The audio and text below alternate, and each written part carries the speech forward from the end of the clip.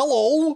Today I want to talk about the matchmaking situation in Arc Raiders. There's actually kind of an interesting discussion going on around, partly interesting, kind of sad a little bit too, but also there's just been this discussion around how matchmaking will work in Arc Raiders. Obviously, it's an extraction-based game, but it's also a PvE survival game, and there's also some loot involved as well. And so there's been kind of this back and forth on what matchmaking will look like for Arc Raiders. However, that being said, a couple days ago, which I'm not going to show the actual leak, supposedly, but there was a supposed alleged leak saying that all of the matchmaking in Arc Raiders was going to be gear-based, which means they're going to find some way to, create a score for how much gear you have, your kind of weapons, your augment, your shields, the consumables you're bringing, whatever that is, then matchmake based on gear level, right? Which I think from a logical standpoint sounds good, and we'll talk in a minute about the actual implications on this and whether you'd want to do it or not. But it is kind of, you could think about it from a logical, thought experiment of, okay,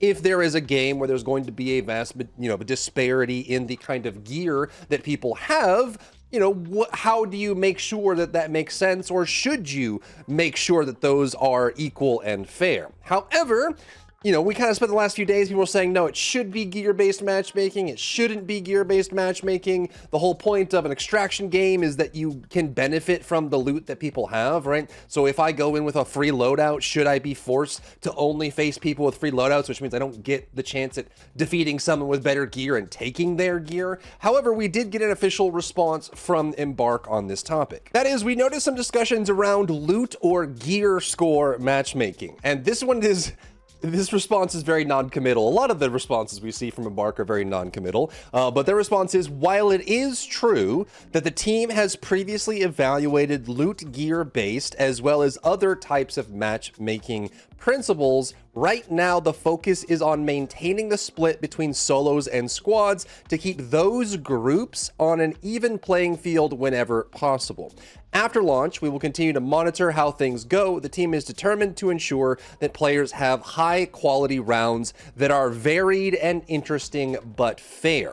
So this one is, like I said, it's a little non-committal because they're, obviously they're saying that, they're not outright saying that it's off. They're saying that their focus right now is on group size. And it sounds like that is the only thing that is active for the match manager on how it determines who gets into a match versus not. So I think that's kind of the first place to start. There are people that, queue up as solo, they don't want to get attacked by groups, and vice versa. If you're in a group, you don't want to have a 3 versus 1 against a solo player, or maybe you do, you're a masochist, or you just hate other gamers or something. But in general, I think people want equal footing on that front as well. So it kind of makes sense that that's what they're looking at. So the leaks from a couple days ago saying that all the matches are gear-based matchmaking, it sounds like they in the short term, or at least for launch, that will not be the case. However, based on Embark's own admission, they have looked into gear-based matchmaking before. It sounds like they've even gone as far as to either proof it out and have the plans to implement it, or it's already been implemented, it's just been toggled off, right? So today what I wanted to talk about from that standpoint is, should a game like this even have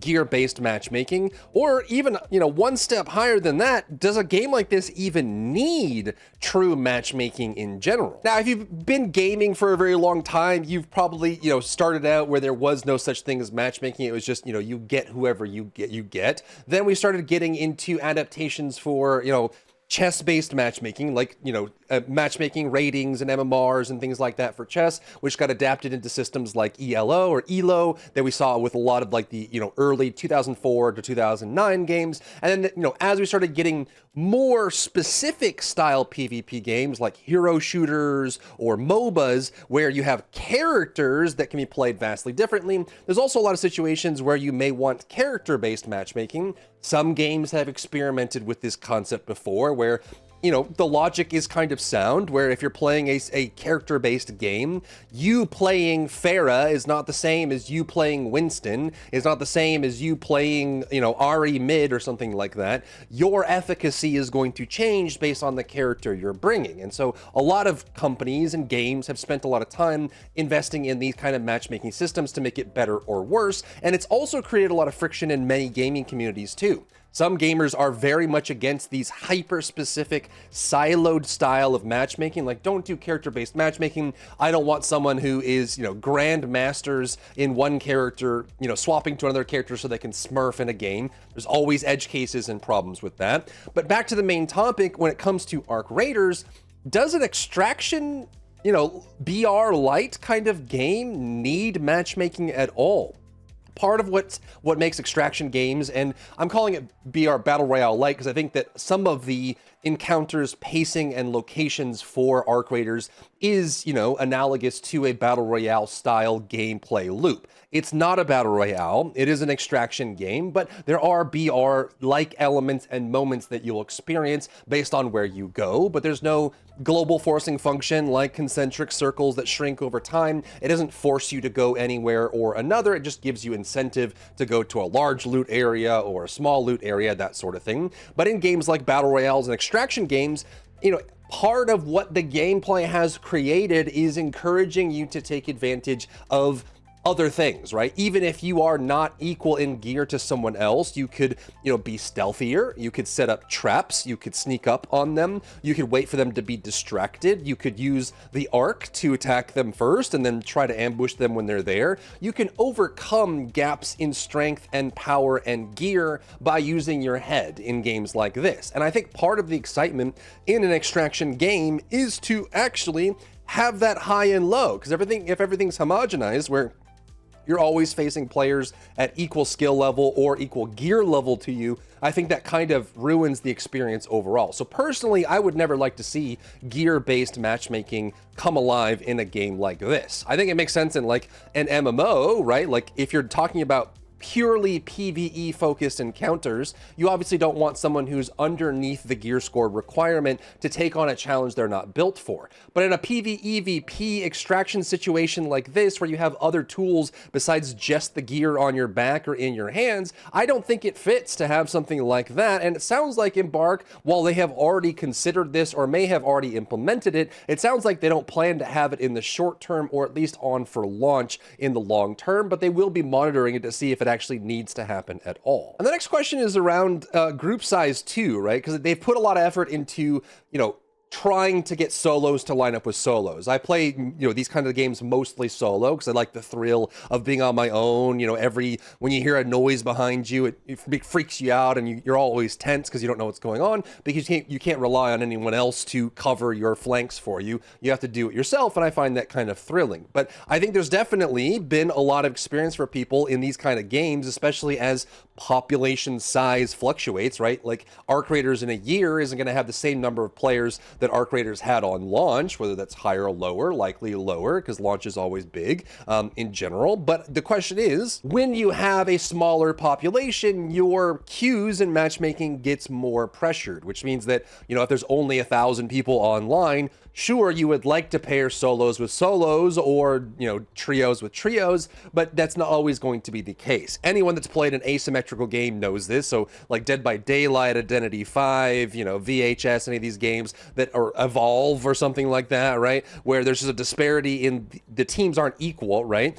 That matchmaking gets super pressured where you can't fill the slots. Or if you have any role-based matchmaking like you do in MMOs, right? Like maybe there aren't enough tanks queuing, or there aren't enough healers queuing, or there aren't enough, well, let's be honest, it's never TPS. But in general, like, when you have those roles that are missing, you get a disparity in the number of people queuing for it, which messes up the matchmaker. But I want to toss it to you. Do you actually think that a game like this, let's go through the tier list here. Like the first tier is, do you think that a game like this even needs matchmaking based on skill level or gear level at all? Or should it just be a free-for-all all the time, right? Like, is a game like this meant to be chaotic and wild and all over the place, and you never know what you're going to get, and sometimes you're at a disadvantage, sometimes you're at an advantage, and that's just the way of the road? Or the tier below that is, if there is going to be matchmaking, should there be more specialized matchmaking flags, like how much gear you have, or should the game try to actually do skill-based matchmaking? I think that's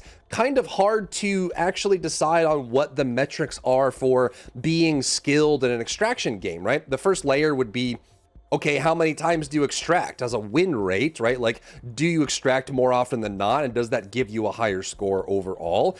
Or is it KDA? Like, does KDA actually matter in an extraction game? Like, what if you have a really low KDA, but you extract a lot because you're super stealthy and careful? Does that mean you're a bad player because you have low KDA? So all of that gets kind of murky. I think that the approach, at least that I would take, is try to give groups the size that they want. I don't know if they have anything special in for duos. I think duos are getting a little shafted right now in Arc Raiders. Like solos try to pair with solos, trios try to pair with trios. But I think if you do a two-man party or two-gamer party and then you turn off fill, anyone can confirm in chat, have you tried duos? I haven't tried duos in this game, but if you duo with no fill, do you always get three-man parties as part of your queue process? Anyone played duos? Drop that in the comments down below. So I think they should start there and just see where the problems come out. Obviously, if you have someone who is incredibly skilled, right? Like you get your top 0.1% FPS or TPS gamer that hits all those shots like crazy,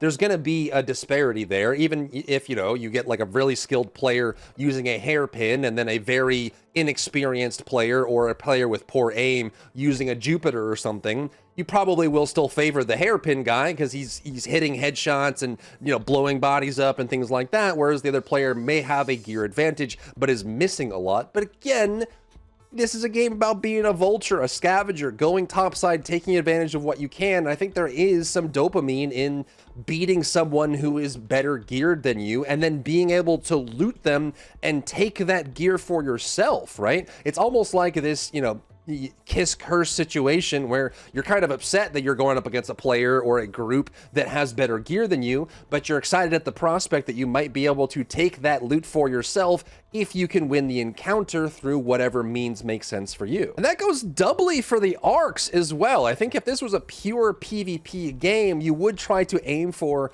you know, pure matchmaking parity, right? Making sure that people win about 50% of the time, whatever your metric is for winning in a game like this, which is a little amorphous. But I feel like the arc are also a great equalizer too, right? Like even if you take the best, you know, TPS player in the entire world, and then you surround them with 3 Rocketeers, 2 Leapers, a Bastion, and a Queen, it doesn't really matter how good they are at shooting. Another player is still going to have a decent shot at taking them out because they're distracted and under pressure. So again, I feel like we don't need things like that. Maybe we get to a point where there's a huge disparity, but I want to see players actually use the utility they have available, the gadgets, the items, the throwable grenades, smoke grenades, going into cloak, you know, sneaking up on people, using zip lines to come from an odd angle, things like that, or using a drop hook to go from one building to another, or using the arc and the situations that you run into. If you see that there's a really good player with good gear, you wait until they get, you know, attacked by a couple hornets, and then while they're aiming at the hornets, you aim at them and you can take advantage of it that way. So let me know what you think. Do you think this game needs any kind of special matchmaking? Are you in favor of having, you know, skill-based matchmaking, weapon or gear-based matchmaking, or any kind of matchmaking aside from just trying to match group size? Do you think that the current setup now is sufficient of trying to pair solos with solos and trios with trios when it can? Or do you think they need to be doing more to make the matchmaking function properly? Or maybe you're in the camp of like, I don't know, man, I played the server slam. That was 3 days of random players with differing skill levels mashing together. So I don't really have a good sense of what's good and what's bad until the game comes out and I play it for a couple weeks, and then I can start seeing where the matchmaker is actually breaking down. Let me know where your head is at and what your opinion is in the comments down below. If you found value in today's video, leave a like down below, leave a comment for the algorithm to help this video get seen by more people, and don't forget to check out my other channels for other content and other stuff and other things.